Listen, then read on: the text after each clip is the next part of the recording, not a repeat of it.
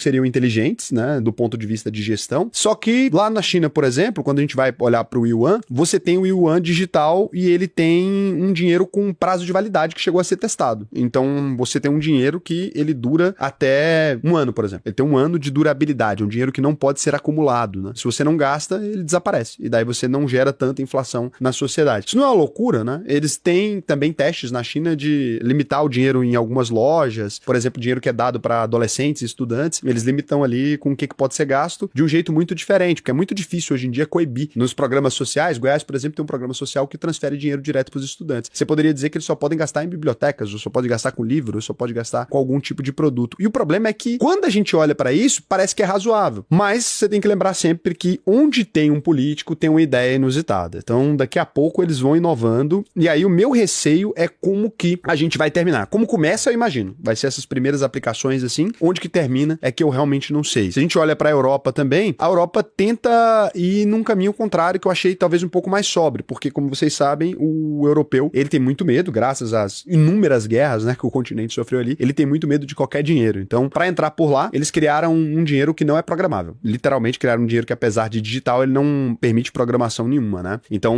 não é possível impor ou quando, onde você vai gastar. Eles estão prometendo privacidade completa em gastos de valor baixo e até mesmo que o dinheiro funcione offline, como se fosse o dinheiro físico. Então, você não precisa nem de internet, o sistema está um pouco melhor configurado nesse sentido. Mas existem alguns registros para prevenir a lavagem de dinheiro aí. E quando você pensa em lavagem de dinheiro no Brasil, ou dinheiro que não é declarado, normalmente você vai pensar na máfia, você vai pensar nos traficantes, e nesse ponto é muito bom, né? Porque se depois a gente proíbe o dinheiro físico, você pensa, pô, acabou o tráfico, né? Você não consegue, esses caras não conseguem mais circular. Com dinheiro eu vou ter que pelo menos utilizar inúmeros laranjas ali pra gente coibir. Mas você precisa se lembrar que quando a gente tava falando no Brasil de cobrar imposto sobre Pix de 5 mil reais, primeiro que a gente diz que a renda do brasileiro é menos de 1.700, mas na hora que falou de cobrar menos de 700, até tem alguns lugares que dizem. Mas quando a gente falou cobrar imposto para pessoas que ganham 5 mil ou mais, né? Fazer as transferências ali, quem movimenta no Pix, todo mundo ficou desesperado. Você vê que o número tá extremamente subestimado, talvez, da renda real do brasileiro, ou do quanto o dinheiro brasileiro gira. E o ponto é, com uma moeda dessa, acabou a palhaçada. Você não tem como fazer. Se isso aqui fosse o Drex, ele, por si só, ele já é verificado. Então, não tem como falar assim, a partir de agora nós vamos verificar. Ele já nasce verificado. Quando você compara ele com as outras moedas, então, o Drex é uma das moedas mais fortes aqui no sentido de vigilância, né? Ele é rastreável, programável, ele tá via bancos, ele promete respeitar LGPD e sigilo bancário por enquanto, mas tecnicamente ele dá poderes pro Estado quebrar isso a hora que quiser. Então a gente tá mais próximo do yuan chinês do que do euro digital.